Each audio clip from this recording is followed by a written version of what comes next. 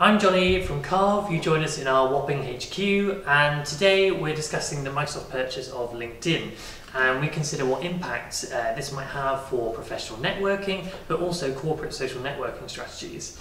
So I'm here with Carve's managing partner, Paul Harrison.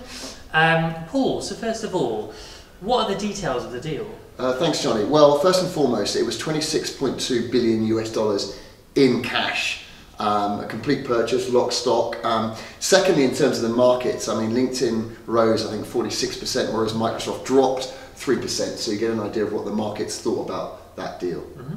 Excellent. So what do you think the short-term impact might be? I think for users and for corporate clients of LinkedIn, short-term there's going to be none. I think it's really in the medium to long term that we're going to see some really seismic impacts on the world of corporate social networking.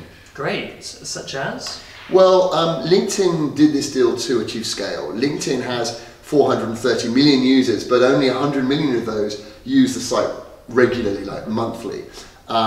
You think about something like Facebook, which has 1.59 billion monthly users, and you get the idea that they just haven't got the scale. So I think Microsoft is going to, I imagine, they're going to use LinkedIn in terms of making a play for things like Google for Work, allowing collaboration on things like Word, through LinkedIn, think about obvious connectivity with SlideShare and PowerPoint, and obviously things like Yammer and Link are ideally made to benefit from richer collaboration through LinkedIn. Great. So is this good news or bad news for organisations in terms of their corporate social networking?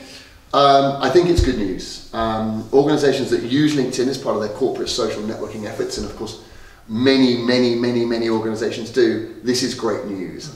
Increased scale means better effectiveness with their corporate comms, investor relations, talent of course, but also better integration to ubiquitous business tools such as Office and Link and Yammer means that corporate social networking is going to be more effective and reach more of their employees and their stakeholders. So it's good news for corporate audiences. Great. So what about those organisations who use LinkedIn Talent Solutions?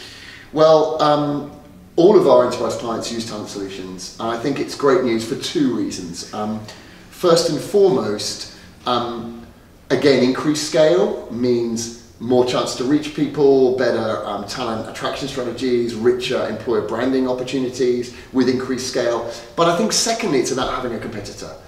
Every talent director that I've talked to for a long time has been crying out for a competitor. Basically, in terms of corporate social networking, LinkedIn's been the only show in town. So a competitor is good news from that front. And where do you think this competitor will actually come from? I think there's some obvious potential candidates, maybe like a Zing or a Zianji, for example, that might get some big funding to take that space. I think there's some kind of other options, such as Facebook for Work, for example, that is in closed beta with about 450 organisations at the moment, but they'll certainly be looking at this with great interest. But I think finally we might see some kind of left field entrance. My personal view is something like Slack, for example, could pivot from collaboration into professional networking quite easily, and that would be, really interesting to watch for organisations who have corporate social networking as part of their strategy. Absolutely. Well, thank you very much, Paul. Great, thanks, a pleasure.